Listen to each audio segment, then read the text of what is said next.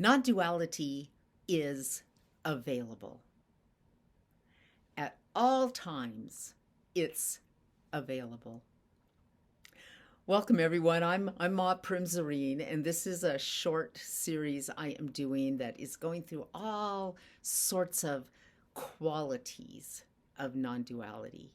And the idea is to just describe it over and over and over so that you can start seeing the simplicity of the idea and the non-dual state itself. So much of it is just really obvious when you look at it, and that's the secret of non-duality. Non-duality is available. The state of non-duality is always available. Your natural being is always available. How could it not be? This is who you actually are. Who you actually are is always available if you exist at all. Now, lots of non-dual studies that I read and hear people talk about, people seem to think they don't exist. Well, in that case, I can't help you. Let's assume that's not true.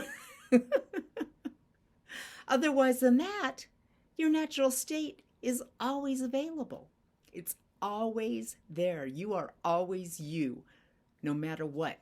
Now, your thoughts are not always available.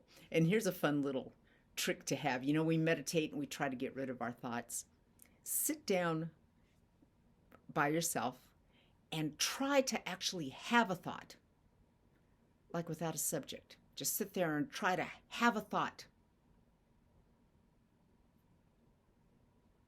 It's like you can't just force it to come because it's like just a little noise that constantly goes along in our heads, right? Here's another word. Sit down and try to not be yourself. That can't be done either. Now, there's all sorts of layers that can go on top of that. You can dislike yourself, but even examine that and you'll find out that you don't really dislike yourself. You dislike the imperfect shell that you believe that you're inside of. You dislike the fact that you made a mistake. You dislike the fact that maybe you're not the most beautiful person in the world. Well, hello. None of us are. Even the most beautiful person is only going to be that for a very short period of time, right? You're going to make mistakes.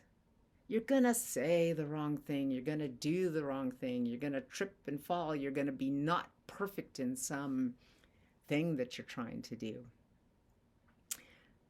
If you think that that shell is you, then obviously you're going to dislike yourself.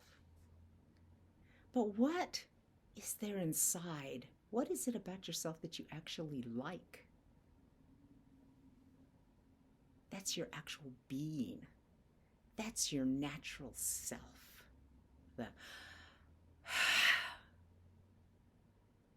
Right there. Your natural self is always available in every moment.